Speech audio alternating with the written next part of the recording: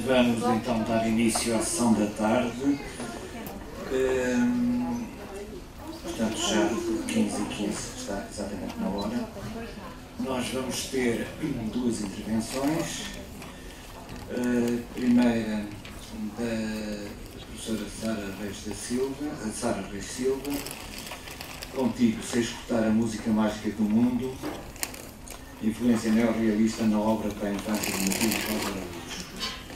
Seguida, teremos a professora Ana Cristina Macedo, não disse a professora Sara Reis da Silva, da pertence à Universidade do Minho, e de seguida a professora Ana Cristina Macedo, que pertence ao Instituto Politécnico do Porto, concretamente ESE do Porto. Relativamente à biografia, creio que já conhecem, têm aí a documentação. De qualquer modo, gostaria, em relação à professora Sara Reis Silva, gostaria de referir a tese de doutoramento sobre Manuel António Pina, numa edição da Fundação Carlos Gulbenkian. Não se esqueçam de, passando pela livraria da Carlos Gulbenkian, encontram o excelente trabalho da Sara. Tive o prazer, devo dizer, estou muito feliz aqui porque são as tais duas gerações que falávamos ontem. A minha geração do arranque e a continuidade com duas jovens. E isso é extraordinariamente feliz. E aqui na sala convivem precisamente estas gerações. Portanto, sinto-me realmente feliz. No caso da Sara, recordar a Casa da Leitura foi um projeto em que interviemos já há uns aninhos e que foi um trabalho que nos deu imenso prazer. Para lá da Casa da Leitura, a colaboração com projetos em Timor-Leste e na Guiné-Bissau. Para lá, digamos assim, da colaboração regular em termos de investigação com a Galiza, tem aí na biografia. O número de artigos e ensaios é imenso, é fácil de pesquisar, são mesmo muitos e bons. Colaboradora da revista Malas Artes, e na revista Malas Artes é uma família que aqui está. As Malas Artes, nós amamos as Malas Artes, mesmo que esteja neste momento a hibernar, mas Malas Artes foi uma revista, é uma revista, melhor, que nos acalenta. E gostava só de referir isto por causa das gerações. A Sara traduziu O Homem da Lua, do Tommy Ungerer. Há sempre o problema da pronúncia, Ungerer ou Ungerer, não sei. E foi um livro que, entre outros, um grupo que na altura tinha ido a Paris, está aqui a Maria Augusta Seabra Diniz, nós trouxemos vários livros, um deles era este, e nunca nenhum editor pegou nele. 40 anos depois, felizmente, há a tradução e há a edição. Portanto, vejam como estas coisas às vezes demoram tanto. E isso é que dói. Mas pronto, pelo menos viu o seu texto em português. Já agora, aproveito já fica o trabalho arrumado. No caso da professora Ana Cristina Macedo, fez o seu doutoramento também na área dos estudos portugueses de literatura para a infância e juventude. Já disse que é professora adjunta na Escola Superior de Educação do Porto, pertence também à rede temática LUMI, portanto, Galiza, sediada na Universidade de Santiago de Compostela, e tem também numerosos artigos científicos publicados. Então, ao trabalho, por favor.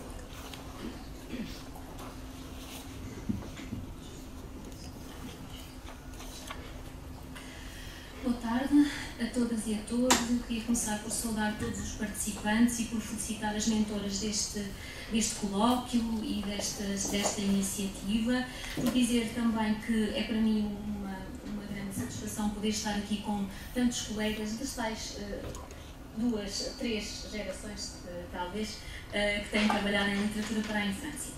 E eu vou começar por dizer que a história que vos vou contar já muita gente a contou, mas Matilde é uma bela história a que apetece sempre regressar, porque tem o melhor da vida e o mais luminoso do sonho.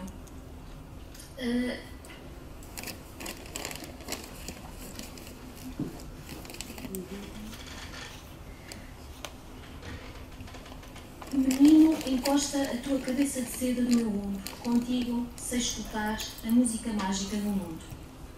Poema inaugural da coletânea Segredos e Brinquedos, dada à estampa em 1999 com a chancela da Caminho e belíssimas ilustrações de Maria Queiro. O texto evocado, que foi de facto inspirador deste breve estudo, como sugere a sua parcial inclusão no nosso título. Este texto é um dos belos exemplares da obra de Matilde Roda Araújo, autora cuja presença na história da literatura portuguesa para a infância, mas não apenas no domínio da literatura para a infância, se reveste particular significado. A sua produção literária, na qual se observa uma coerência profunda, inicia-se na década de 40 do século XX, com a novela premiada A Garrana, dada à estampa em 1943, e eu queria dizer que este seu primeiro livro venceu o concurso Procura-se um Novelista do Jornal do Século, em cujo júri se encontrava, curiosamente, Aquilino Ribeiro. Em tempos eu li uma entrevista muito interessante, dada pela Matilde, em que alguém lhe dizia: a Matilde é considerada a mãe da literatura para a infância em Portugal. E o Aquilino Ribeiro é o pai da literatura portuguesa para a infância. E ela dizia: bom, só aceito ser a mãe porque tenho um pai, porque há um pai tão digno, dizia ela nessa entrevista. E eu fixei, acho que é considerada e reconhecidamente singular a sua escrita integra, além de outros textos em prosa destinados a adultos, várias obras, tanto no domínio da poesia como da narrativa, especialmente vocacionadas para a infância, vertente pela qual ficou mais conhecida e foi devidamente reconhecida. Repare depois a sua atividade literária pela narrativa e pela poesia, como disse, para adultos e para crianças e jovens, pelo ensaio, por exemplo, A Estrada Fascinante, 1988, pela obra pedagógica, o livro de leitura, o Só Livro, é um desses exemplos, mas ainda de manhã a Violante se referiu a um outro manual, digamos assim, do segundo ciclo, manual intitulado Ler, e pela escrita de prefácios diversos, como os que ofereceu a Maria Angelina e Raul Brandão para Portugal Pequenino, ou a António Mota para O Rapaz de Loredo. E ainda pela organização de antologias, temos aqui dois exemplos: Todas as Crianças, 1976, e A Infância Lembrada, editada 10 anos depois, em 1986. Além de outros textos de índole variada, dispersos em jornais e revistas, a todos estes trabalhos juntou ainda a tradução ou a composição de versões portuguesas, por exemplo, para coleções como a Cavalinho, da Verbo, em concreto os volumes está aqui O Urso e O Músico Guilhermino, ambos do escritor René Osman.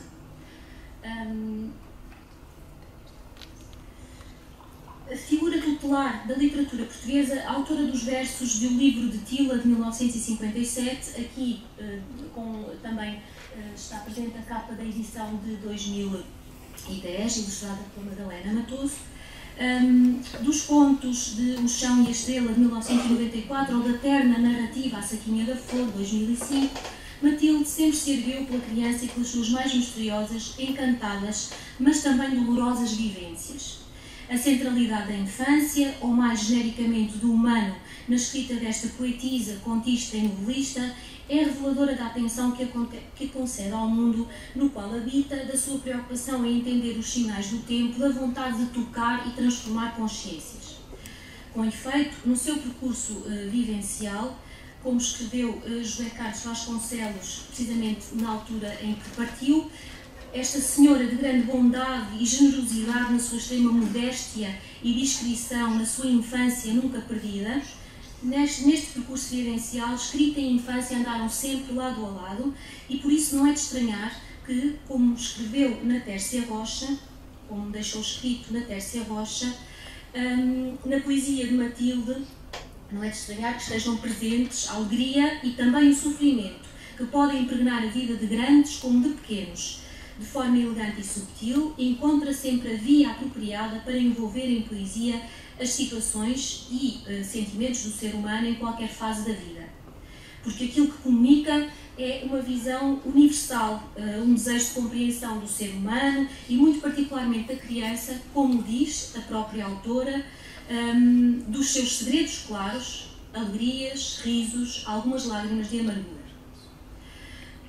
Para Matilde, a poesia é a expressão da intimidade dos seres e das coisas, é uma forma particular de ver o mundo, de o ver não segundo as aparências, mas segundo a sua verdadeira profundidade, como escreve Maria Augusta Seabra Diniz, num texto ao qual eu regresso com alguma frequência, publicado neste terceiro volume da coleção Uma Pequenina Luz Bruxuleante, um pequeno volume decorrente dos encontros que ocorreram, que foram promovidos pela editora Civilização, com a mentora Maria José Costa, não é? O Rui sabe isso melhor do que eu. E neste pequeno volume reúnem-se também, ou temos aqui também textos assinados por Natália Paz, José António Gomes, Violante Florencio, Maria José Costa e Maria Emília Traça. Essa verdadeira profundidade e é essa visão profunda que, com rara sensibilidade, transpõe para a sua escrita, constantemente atenta ao outro, em particular às crianças. Matilde viveu sempre perto das crianças, das suas tristezas ou angústias e das suas alegrias, dos seus jogos e brincadeiras. Lembrava que, antigamente, as crianças não tinham voz e por isso não havia literatura infantil e os seus direitos foram reconhecidos tardiamente. E em tudo o que escreve, diz ter lá inserida a infância, porque somos sempre a criança. Temos sempre a criança, mesmo quando adultos. A infância ressuma assim da sua escrita literária, quase sempre na linha da poética neorrealista, e impõe-se como um espaço significativo onde o imaginário infantil se corporiza frequentemente, não apenas na convocação do brinquedo brincar, por exemplo, as bonecas, o peão, o meu ferrinho de engomar, as canções de roda. E estes brinquedos e este brincar são desejos e reinvenções da própria criança, mas também, de forma muito aguda, os seus dilemas, insatisfações e dúvidas. Na Tércia Rocha, por exemplo, escreve, cito, Matilde Rosa Araújo, que muito cedo fez a opção de estar com as crianças, juntou o saber-vindo da sua atuação como professora à sua extraordinária sensibilidade de poeta para olhar as crianças no mundo e as crianças no mundo. Como confessa a própria Matilde, a infância encontrou-me quando comecei a ensinar. Encontrou-me e continuou comigo no deslumbrado acontecer das aulas. E fui aprendendo, tentando aprender o segredo da infância, da juventude, descoberta viva de todos os dias. E à medida que a vida da autora foi avançando, esse olhar que se projeta sobre a infância do seu ponto de vista de adulto envelhecido vai refletindo, como diz José António Gomes, uma indisfarçável melancolia. São vários os exemplos textuais dos quais transparece uma melancolia profunda, associada a uma denúncia muito lúcida de sofrimento infantil. Matilde não se inibe de tornar heróis dos seus textos meninos e meninas que nunca vivenciaram uma infância dourada, e esta é uma expressão também utilizada por José António Gomes no seu estudo A Poesia na Literatura para a Infância, editado em 1993. E é com essas crianças que os contos patentes nas coletâneas O Sol e o Menino dos Pés Frios, ou em As Botas de Meu Pai, por exemplo, nos proporcionam um convívio singular que simultaneamente acorda um sentido humanista e que suscita um envolvimento ético-social. Em O Sol e o Menino dos Pés Frios são dados a ler mais de 20 contos publicados no Comércio do Porto, na sua quase totalidade, portanto, e ainda no Jornal Infantil do Funchal, A Canoa. Joaquim é uma dessas narrativas construída em torno de uma personagem infantil, uma figura que queremos, se atendermos ao longo do depoimento sobre a criança real que inspirou, ou que a Matilde acabou por ficcionalizar neste conto com este título, e essa importância é deixada transparecer numa entrevista que está disponível online no portal da Casa da Leitura. Matilde refere-se longamente a este menino, a este Joaquim. É de facto uma figura importante, tem um particular significado para a autora. Eu gostava daquele menino, assim abre o discurso deste conto, topologicamente situado na praia do Cabedelo, em Viana do Castelo. E prossegue, dizendo no texto, era tão importante para mim como o nascer do sol, com uma cana de moinhos na mão. Deste menino Matilde faz sobressair a bondade e a delicadeza, virtudes sentidas como inesperadas, olhando para a vivência familiar de Joaquim. Era vendedor de moinhos e, escreve, muitas vezes não tinha o pão suficiente. Mas, vou citar, ele ensinou-me muito a mim, do valor de uma criança que luta, sorrindo, que na dureza injusta da vida sonha. E também neste texto, como em vários outros, a autora, a narradora, confessa, além dessa compreensão solidária, que também é mencionada por José António Gomes, o seu sentimento de frustração, a sua insatisfação consigo própria, por não conseguir fazer mais ou por não ser capaz de agir verdadeiramente e transformar a vida de crianças como Joaquim. Escreve, vou citar: e eu, na loja escura, com dezenas e dezenas de casacos, calças e peças de fazenda, ainda julguei a loja mais escura. Eu estava muito triste, envergonhada, por ser adulta e pouco ter feito ainda para não haver meninos como Joaquim, que nunca tinham tido um casaco novo para eles, que ouviam palavras duras nas tabernas, que não comeriam um pouco de pão certos dias. Fome de pão, de ternura, só sentia a vontade de lhe dizer: perdoa-me. No desfecho da narrativa, ainda recorda, cito, há anos escrevi uma história, O Palhaço Verde, e Joaquim aparecia na história. Aparecia a ver o Palhaço Verde com a sua cana de moinho joando na mão, e o Palhaço Verde atirava-lhe um beijo. Foi a minha maneira de lhe agradecer tudo. É semelhante à expressão final de descontentamento da narradora, sugerida no conto que abre a coletânea As Botas do Meu Pai, com o mesmo título, quando se encontra com João, agora já o homem, que recorda os seus tempos de escola e recorda muito a professora que teve e recorda ainda mais a tristeza que foi ter de deixar de frequentar a escola. João e a evocação de um episódio vivenciado na escola acordam então na sua, então professora, uma profunda angústia. Agora tinha eu o rosto parado e o olhar salgado, como se todo o mar que ficava próximo da escola chegasse até ali, com umas botas enormes e pesadas. Talvez o andar de Charlot, que verdade gelada das suas botas, nos chegasse em amargura de ondas. Depois, neste mesmo volume, ainda nos encontramos com um rapaz que tinha um pai lavrador e que lembra os tempos em que ia trabalhar para o campo, e com um outro também, o Pedro Rua, cuja história, e vou citar, é uma lição de democracia, mas de difícil leitura. Com ela saberemos o que a sociedade te não deu e te havia de ter dado. Vamos saber em que podias ter sido ajudado num mundo mais justo do que aquele que tivemos até agora. Sinais do sincero compromisso social de Matilde presentes igualmente na história de Laura Flor, narrativa testemunho dessa infância desarmada. Infância desarmada é uma expressão que aparece neste conto. Uma narrativa testemunho dessa pureza também infantil, dessa infância que tanto necessitava de ser ouvida. António, por exemplo, outra figura infantil presente nesta mesma coletânea, é uma criança que trabalha, que tem muitos irmãos, que tem o pai doente e torna-se invisível para a maioria dos adultos que com ele se cruzam diariamente. É uma história verdadeira, diz a narradora, que escreve como se estivesse envolvida num lençol do mundo, cheia de frio, e vim escrevê-la aqui. Visões plurais da infância pontuam igualmente a história ou as histórias de Joana Ana. Nesta narrativa, Joana Ana, de 1981, nesta narrativa participa uma personagem, destaca apenas esta personagem, a do João Sebastião, que é representante dos que são obrigados a aprender a viver de forma diferente.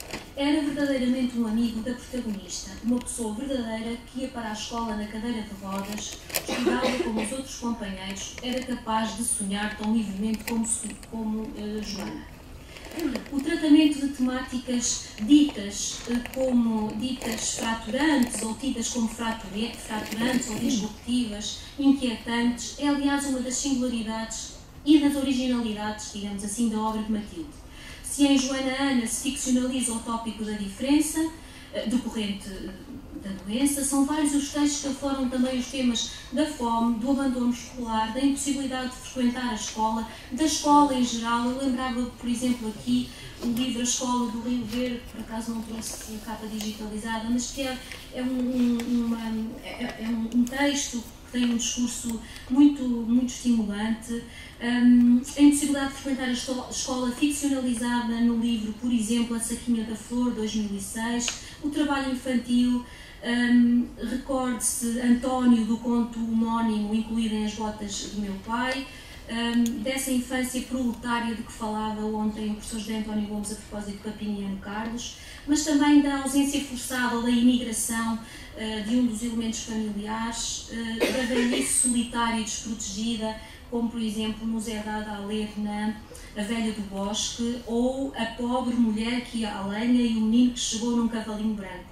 e até da morte. A morte é um veio idiomático cuja presença na literatura para a infância, à época da edição da quase totalidade da obra de Matilde, se afigurava muito pontual, muito residual. A morte representa o principal motivo do conto O Gato Dourado, por exemplo, uma narrativa que inaugura a coletânea com o mesmo título, publicada em 1977. Conto repleto de infância, fica na memória pela sensível mensagem de amor pela vida e de sabedoria que ao leitor oferece. Saber compreender a morte, mas entendê-la, compreendê-la sempre aquecidos e a correr ao sol, lexema expressivo e significativamente reiterado neste e noutros contos, sempre maiusculado, lexema sempre maiusculado. O que a menina deste conto e a forma como encara a perda do seu gato especial nos ensina. Vou ler apenas um segmento deste texto. A menina teve muita pena do seu gato, mas pensou, é a vida. Nasce-se, morre-se, assim como o sol, que todos os dias nasce e morre com a sua luz, tornava dourado o gato cinzento. E ria, é a vida. E repetia, repetia, é a vida. Depois a menina pegou na sua bicicleta e começou a correr pelo quintal. As rodas da bicicleta, muito brilhantes, muito depressa, rodando ao sol. Da porta encostada junto à trepadeira azul, a mãe olhava a menina. A menina corria ao sol a fazer luz da sua tristeza. E a mãe sorria. A mãe era um arco-íris. Aqui também uma nota para este elemento simbólico também, que é a bicicleta. Mas essa atenção à contemplação do outro, essa atenção que é concedida ao diferente, ou em última instância também esse comprometimento ético-social que a escrita de Matilde a todo o instante, ora mais metaforicamente, como em A História de uma Flor, ora mais realisticamente, vai testemunhando, plasma-se de igual modo e de forma aberta em obras como Os Direitos da Criança, um texto originalmente publicado no já referido livro de leitura O Sol Livro e integrando também todas as crianças de 76. Em Os Direitos da Criança, Matilde retoma e glosa os 10 princípios proclamados na Declaração dos Direitos da Criança, num discurso poético, assenta expressivamente em estratégias como a interrogação retórica, a enumeração, por exemplo, o paralelismo anafórico, evidenciando simultaneamente um propósito apelativo e uma atitude de envolvimento responsável cívico e social que distinguem o percurso biográfico e literário desta autora. Desde os primeiros livros, que a infância, sobretudo a magoada e sofrida, alvo de injustiças, de exploração, é tema central da produção literária desta autora. Sensível ao universo infantil, sempre denunciou a forma negativa como as crianças eram tratadas ou são tratadas, vítimas inocentes de uma sociedade injusta. Matilde Rosa Araújo dá voz a infâncias agredidas, como dissemos ontem, como o professor José António Gomes disse a propósito de Papiniano. Matilde foi sempre uma voz de defesa dos direitos da criança, sublinhando a urgência do reconhecimento da infância das crianças como seres plenos de direito, carentes de proteção e de justiça, bem como de fonte de inspiração para a crença num futuro melhor, porque da criança só se espera o melhor, não é? Da criança só vem o melhor.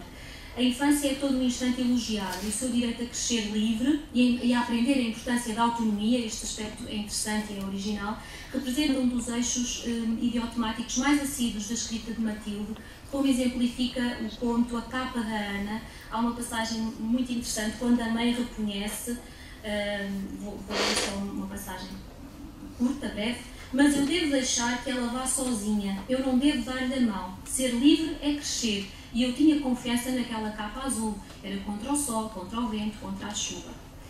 São, efetivamente, algumas das ideias referidas que norteiam não apenas a escrita do prefácio da Infância Lembrada, mas também obras como o Livro da Tila, o Cantar da Tila, o Palhaço Verde, o Sol e os Meninos e o Menino dos Pés Frios, títulos que, entre outros, dão conta desse especial fascínio pelo imaginário infantil e dessa preocupação com as múltiplas agressões de que a criança é vítima. E foi o que nunca desistiu de afirmar a própria Matilde, ou de sugerir a própria Matilde em textos e contextos muito diversos, manifestando por vezes até nos seus textos, na sua vida, na sua escrita, a sua preocupação, a sua vontade de contribuir para a transformação da consciência da sociedade, que aliás é um mote da estética neorrealista, aspirando a que as suas palavras ou os seus gestos produzissem efeito, como se deduz de um dos segmentos que compõem a introdução das crianças, todas as crianças. Um segmento onde podemos ler: oxalá esta antologia se torne útil ao juntar variados autores como testemunhas de defesa da criança, num mundo ou cruel ou que mal a sabe amar. Como procurei aqui brevemente dilucidar, tópicos como a infância e a velhice, as relações familiares, os laços afetivos, questões sociais, a natureza e o ambiente, mas também o sonho e a importância de imaginar, mas também a própria alegria, o espanto perante a beleza do mundo, perante a beleza da criança, perpassam os textos de Matilde aqui revistos. Na verdade, Matilde revela-se, na sua obra, revela que é uma escritora singular, cuja raridade assenta fundamentalmente nas qualidades que curiosamente atribuiu com frequência a Sebastião da Gama, grande amigo, que apelida de homem solidário no meio dos outros, e se é lírico e contemplativo, não menos é atento ao mundo. Ou sobre quem escreve no prefácio a O Segredo é Amar. Vou ler 2 linhas. Nestas páginas, afinal, todos nós podemos descobrir um Sebastião observador da vida, com uma rara sensibilidade poética que ombreia com uma fina sensibilidade crítica. Podemos descobrir e comovidamente o homem atento ao seu tempo, amando tudo o que o rodeia. E foi assim, observando atentamente a vida, que Matilde compôs uma obra literária que, por ser diferente, se leu e se continua a ler. Dizia o Rui Veloso ontem, a propósito de Sidónio Muralha, não é? Da obra de Sidónio Muralha. E a obra da Matilde é também isto. Por ser diferente, leu-se e continua a ler-se. Uma obra admirável que se distingue enquanto especial exercício artístico de uma sempre urgente cidadania, reveladora de um íntimo e profundo sentido de missão, como escreveu José Jorge Letria, uma obra na qual soube conjugar exemplarmente arte e conteúdo. Uma obra coerente e coesa como poucas. Os seus textos, na verdade, dialogam entre si e deixam ecoar vozes que se cruzam e favorecem o reencontro constante com temas essenciais, frequentemente reveladores de uma sintonização ao exterior circundante, como escreve o professor Carlos Reis a propósito do discurso estético neorrealista. Por exemplo, em O Capuchinho Cinzento, de 2005, e eu gosto particularmente deste texto, um texto escrito numa elegante prosa poética, já falámos sobre isto algumas vezes. Em O Capuchinho Cinzento, como em Maria Sapeca de O Conto Dourado, celebra-se a comunhão com a Mãe Natureza, como em A Noite de Mistérios, pressente-se a sombra do medo, como em Olaria, de A Guitarra da Boneca, envolve-nos uma indisfarçável melancolia, como em O Livro da Tila, sugere-se o imaginário infantil, como em O Passarinho Viúvo, de O Gato Dourado, antevê-se um percurso fenecente, como em História de um Rapaz, ou em muitos outros textos protagonizados por figuras infantis, sugere-se a angústia da solidão. E como nos poemas O Tempo no Jardim de Mistérios ou Minha Bengala Fininha, Segredos e Brinquedos, esboça-se ainda a passagem do tempo e os binómios infância, velhice e passado-presente, linhas que estruturam expressivamente ou que se estruturam expressivamente a partir de vocábulos ou de expressões símbolo como o sol, já referido, os pássaros de cristal, a lua ou as estrelas. Terminamos com palavras de Matilde. Não ignoramos que toda a literatura é o gráfico do respirar de um povo que o faz nascer. A literatura para a infância será o gráfico deste imenso povo esquecido ou mal amado que a infância representa. Povo precário por breve caminho para adulto e do adulto depende, mas precariedade com história sobre a qual o homem sempre agiu e da qual o homem no seu devir sempre dependeu e pôde ignorar. Com Matilde e com os seus livros, fomos aprendendo e continuamos a aprender a não ignorar, e muito especialmente a, vou citar, saber ler na vida, folhear honestamente a vida, apaixonadamente a vida, não passar folhas em branco sem as entender. Tudo isto sem esquecer que só temos uns tantos anos para lermos este livro, a vida. Obrigada.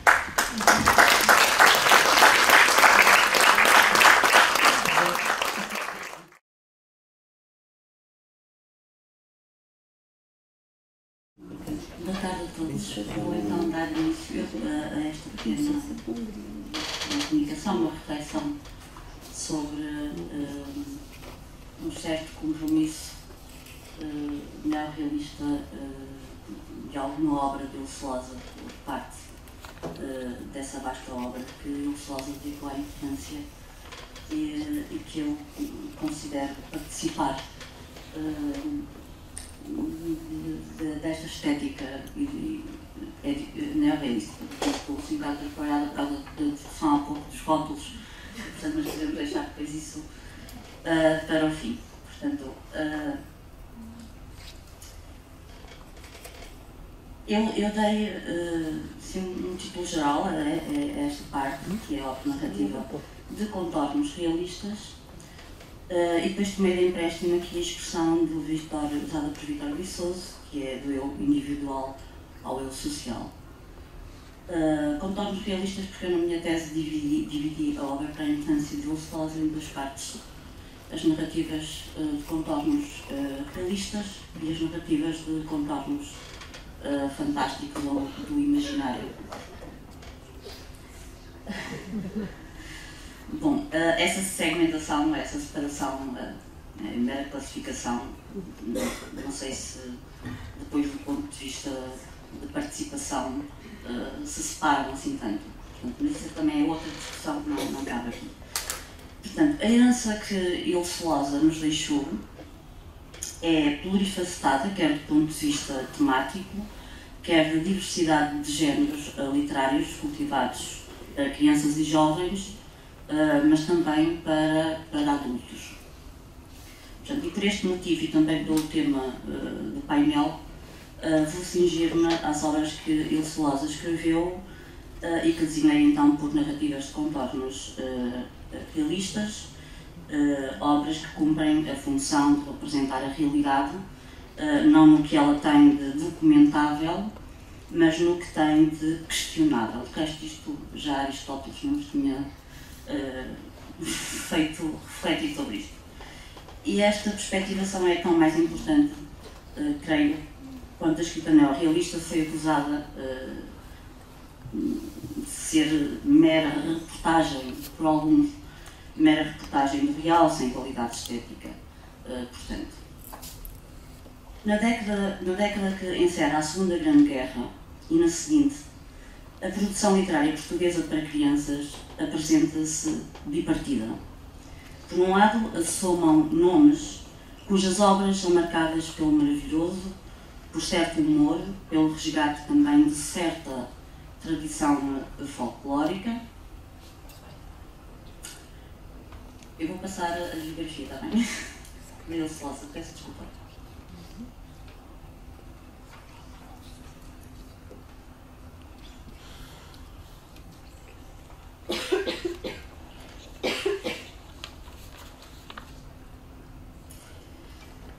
Portanto, dizia que há uma produção, uma parte literária desta época que é marcada por esse resgate de certa tradição folclórica, etc. E temos, trago como exemplo, por exemplo, a Galinha Verde, do Ricardo Alberti, também a obra de Patrícia Joyce. Está tudo trocado. Peço desculpa. Esther de Lemos, com a menina de porcelana, Patrícia Joyce. Patrícia Joyce foi uma das grandes críticas da obra infantil de Ilse Loza, fez recensões terríveis, nomeadamente à obra Faísca conta a sua história, em que ela diz numa recensão que Faísca não merecia uma história, portanto diminui a obra a esse ponto. Depois temos também a Borboleta Sem Asas, Portanto, são tudo exemplos dessa primeira esfera em que podemos bipartir esta época. A par destas publicações, nós assistimos também, como é de conhecimento de todos, à implementação dos livros únicos, dos manuais escolares, não é? Emitidos em 41, 44, 45, e que, no fundo, resultam já de todo um conceito de educação e de escola, saiu no decreto de 1933, e que eu não resisto a não passar, porque acho interessante a formulação. Portanto, a principal função da escola na moldura do Estado Novo era a de formar pessoas felizes, o negrito é meu, dóceis e úteis através do ensino dos valores ideológicos, do regime do controle e vigilância apertada da consciência social e de classe. Portanto, a escola devia dar uma instrução útil, despretensiosa, protetora das virtudes que através dos séculos têm salvaguardado os interesses sociais da nação, orientada no sentimento e no conceito de família e de pátria, na aquisição, promover a aquisição dos conhecimentos indispensáveis para o futuro exercício de todas as profissões, e depois evitar que, por fim, a escola deve evitar que degenerem, entenda-se, os indivíduos normais ou quase normais, em vezes mortos por causas de entorpecimento ou embaraço para o progresso geral, orientação das inteligências em termos de conduzir os indivíduos à consciência dos interesses gerais, portanto, entenda-se da nação, da região, do município, da freguesia, etc, etc. A par disto, então, portanto, este era o ambiente, o contexto. Portanto, nesta altura surgem, então, surge a outra esfera, não é? Que é aquela que me interessa para o estudo da Ilse. Surge Bichinhos e Bicharocos, Sidónio Muralha, já tínhamos várias pessoas, colegas já referiram esta obra, A Vida Mágica da Sementinha, o livro da Tila, Matilde, Irã Lisboa, com o Não Quer Nada e outra coisa nenhuma, mas também quero ouvir o conto. E em 49, então, surge a primeira história para crianças de Ilse Loza. Digo a primeira história porque o mundo em que vivi, que é o romance que está no terceiro ciclo, como leitura obrigatória, não foi originalmente escrito para crianças, portanto, depois passou a ser lido por crianças e a entrar nos programas escolares, mas nesta altura, em 49, foi efetivamente escrito para adultos. Nesse mesmo ano, nós vamos ter, em 41, peço desculpa.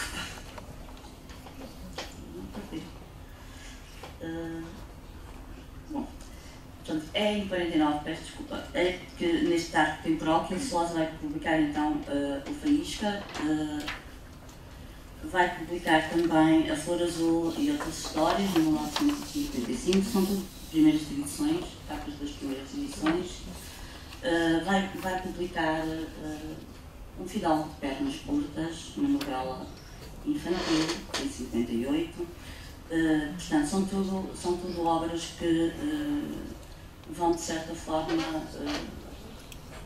emparceirar com as produções literárias do último grupo de escritores que aqui têm sido referidos como pertencentes ao movimento neorrealista. Bom, isto na medida em que colocam em relevo a vida social e afetiva de personagens oriundas quer do meio rural, quer do meio urbano, e revelam a imagem carenciada da região norte de Portugal, à data uma região quase inexistente para muitos. Eu coloco muita tónica nisto, portanto, esta questão de Ilse Loza dar a conhecer o que se passava a norte do país. No entanto, importa também realçar que a escrita de Ilse Loza se define neste programa da produção da produção literária do Estado Novo pela dupla condição cultural que governa a escritora, a vida da escritora. Portanto, pertence a uma cultura judaica alemã, participa na cultura católica de uma Europa do Sul, que vai, obviamente, condicionar e determinar constantes ideológicas e temáticas na sua escrita para crianças e jovens. A interpretação estética da precariedade social que atinge os adultos e afeta as crianças, mas também os animais que habitam as histórias de Ilse denuncia uma ideologia, uma tendência de sensibilidade, citando aqui Aguiar Silva. As condições humanas são acusadas num movimento de espelhos que reflete um modo antitético, pobreza, riqueza. Em Faísca conta a sua história, no Conto A Flor Azul, de 55, um fidalgo de pernas curtas, de 58, Mosquito e o Senhor Pechincha, um artista chamado Duque, o quadro roubado, os contos A Visita ao Padrinho, que saíram aqui nesta coleção, só depois, muito mais tarde, é que foram publicados de forma autónoma. Portanto, A Visita ao Padrinho, o conto de 1977, na Quinta das Cerejeiras, de 81, ainda nos textos dramáticos, O Príncipe Penado e, peço desculpa, O Príncipe Penado da Naolândia, que foi assim que Ilse designou na primeira edição, de 1962, e João e Guida, também de 62, que saem neste livro intitulado Duas Peças Infantis, e é uma edição da autora. João e Guida, esta é a versão autónoma do texto dramático João e Guida, na minha opinião.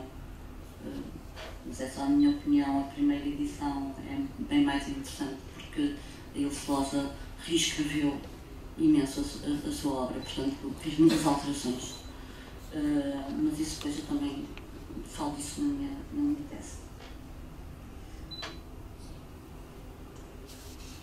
O Príncipe Penado, portanto elimina-se a Holândia, fica só o Príncipe Penado, e também o texto dramático A Adivinha, peça em 4 quadros. Portanto, é este eixo idiotemático que atravessa a parte significativa da produção de Ilse, sublinha ainda o que diz respeito ao apreço pela natureza e à relação positiva entre esta e os homens, sejam eles adultos ou crianças, e cuja amplitude semântico-pragmática se torna ainda mais explícita em Beatriz e o Plátano, de 1976, portanto, aos 25 de abril. Texto que revela clara intenção interventiva. Aliás, foi o próprio José António Gomes que notou que Beatriz e o Plátano é uma das primeiras narrativas portuguesas para crianças, se não mesmo a primeira, animadas do espírito revolucionário e democrático de 25 de abril de 1974, e evidencia em simultâneo pioneiras preocupações ambientais e cívicas. Para além de destacar esta envolvência social, ou seja, as relações entre o eu individual e o eu social, que indubitavelmente se inserem nas coordenadas sociais e ideológicas do neorrealismo português. Não por acaso as primeiras obras da autora se encontram expostas também no Museu do Neorrealismo, aqui onde nós estamos. Na escrita de Ilse, a categoria narrativa do espaço surge como signo ideológico de inscrição e de significação das personagens, sabendo nós que as relações estabelecidas entre estas duas categorias apresentam particular importância no contexto da literatura neorrealista. O espaço é, com efeito, um signo de representação ideológica que em Ilse desvela a personagem, enquanto eu individual, na sua relação com uma contextura social, o eu social, desigualada. São disto exemplo as obras que considero de contornos realistas, como as que já fui referindo, Faísca conta a sua história, narrativa inaugural, em que a primeira parte da ação decorre numa aldeia do litoral do norte, espaço caracterizado pela precariedade humana decorrente quer do isolamento geográfico, quer da noção de Estado Social, ou não noção de Estado Social, do regime fascista, por contraponto à cidade de Lisboa. Espaço onde decorre a segunda parte da ação. Portanto, eu transcrevi aqui duas partes que me parecem muito significativas. Portanto, a parte que diz respeito ao Minho, que é revisto em flashback pela personagem pelo cão, em que nos diz o seguinte: a cozinha era escura e tinha uma lareira que deitava muito fumo. Manuel vivia só com a mãe. O pai estava no Brasil, para onde partira por ser pobre e por julgar que enriqueceria naquele país. Mas afinal o pai de Manuel não estava lá a ganhar dinheiro suficiente, pelo que não podia mandar nenhum à tia Júlia. As cartas que escrevia eram bem tristes. Quando chegavam, a tia Júlia lia-as em voz alta para Manuel e eu deitava-me ao lado deles. E ela, enquanto lia, quase sempre chorava.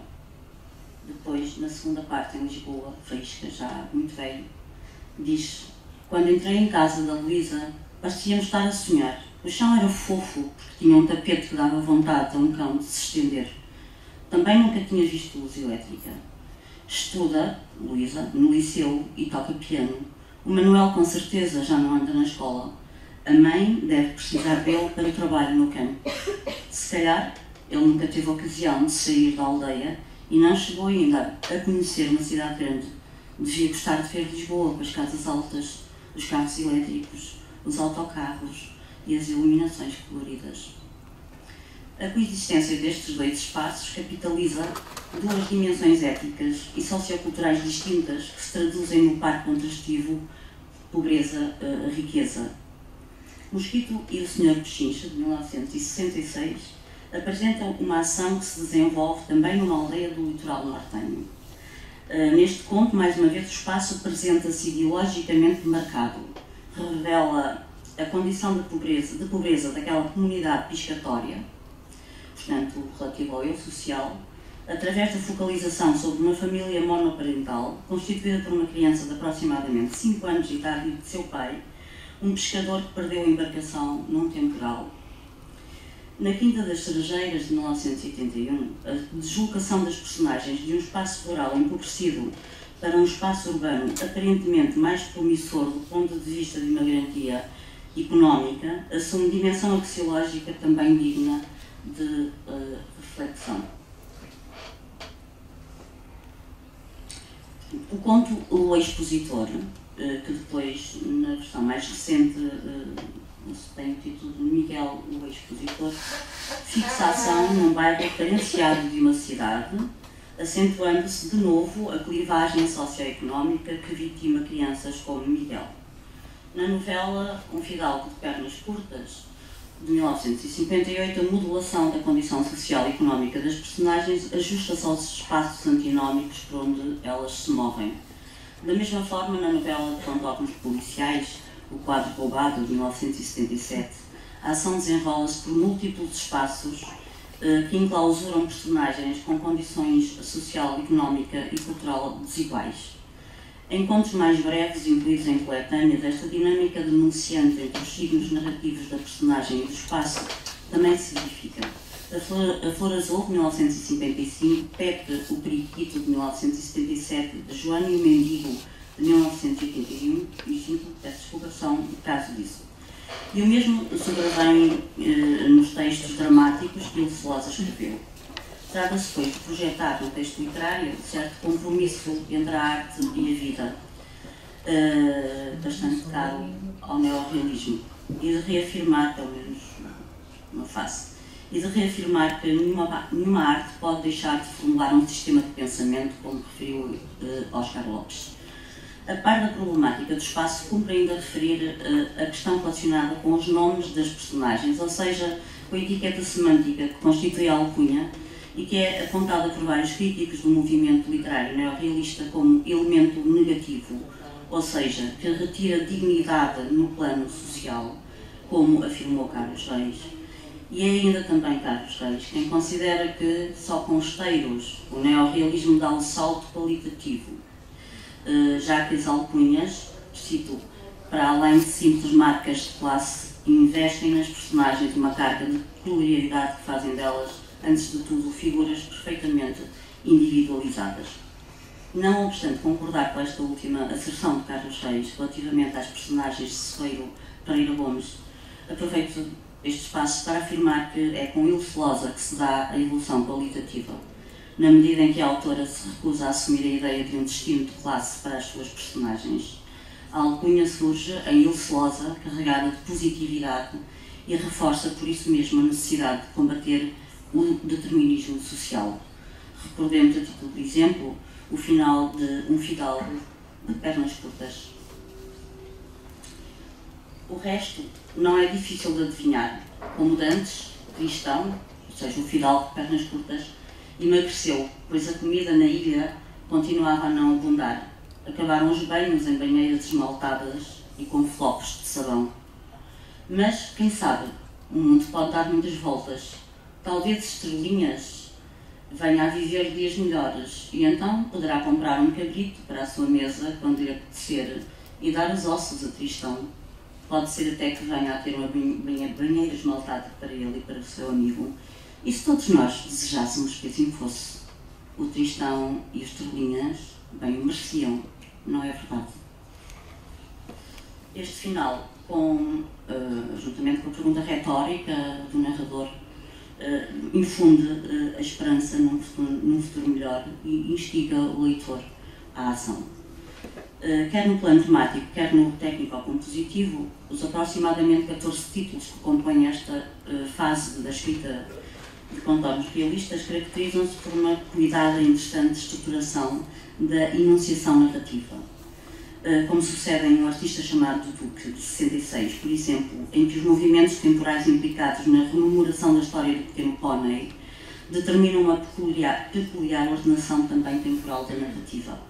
No texto dramático O Príncipe de Nabo, verificamos uma complexidade do esquema actancial em que podemos traduzir a ação e a organização funcional das personagens, principalmente ao nível do destinador e do destinatário. Posso ainda referir a dinâmica estabelecida pelos numerosos espaços, em especial nas novelas Um Fidalgo de Pernas Curtas, de 58, do quadro Roubados, de 77, mas também da Visita ao Padrinho e dos contos Pepe e Periquito, os dois companheiros que integram este título da primeira edição de 77.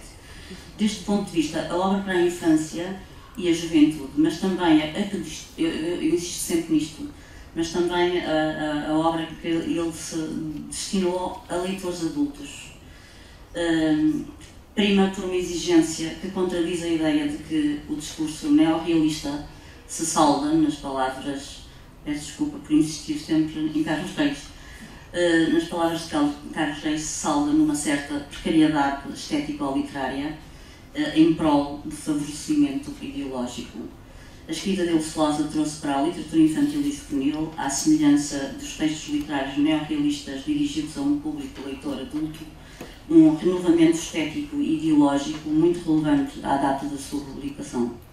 Se o neorrealismo singularizou a dinâmica dos espaços rurais e fabris a sul do país e das personagens que os ocupam, Ilse Losa opta por um compromisso geográfico ou literário a norte do país, a par de Papiniano Carlos, descentralizando, não é? Descentraliza por isso e completa essa denúncia social, ao mesmo tempo que projeta os fundamentos de uma praxis neorrealista ou próxima do neorrealismo e potencializa a ação transformadora da literatura.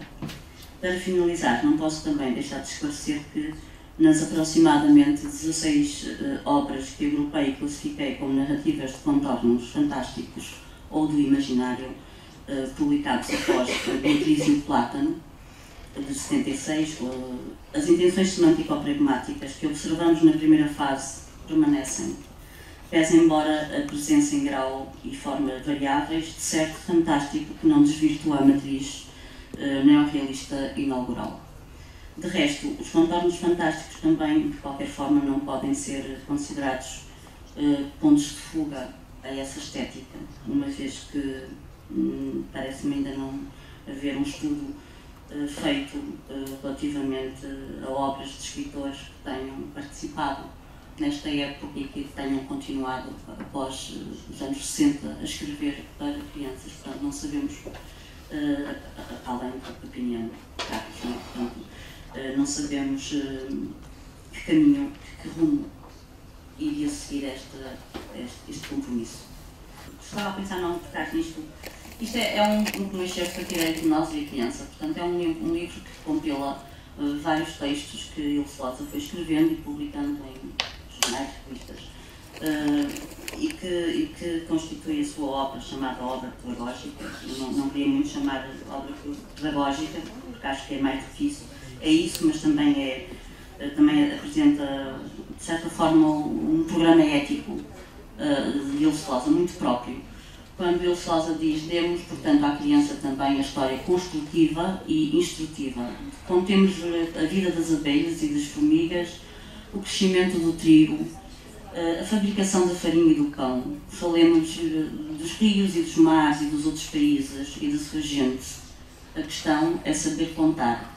Contar nessa linguagem de criança, simples e pura. É verdade que temos de falar à criança na gente pobre e esfomeada. Todo o nosso desejo seria não falar em coisas desagradáveis. Contudo, não lhes devemos dar uma ideia falsa, não lhes devemos mentir. Penso que uma noção clara de que é justo e injusto somente poderá ser vantajosa. Narremos em palavras simples e acessíveis que de modo nenhum se conta à criança, seja o que for, no tom de doutrinar, de explicar. Faz-me lembrar um pouco uma certa concepção também de literatura infantil que Aquilino Ribeiro expressa no prefácio do Romance de Raposa.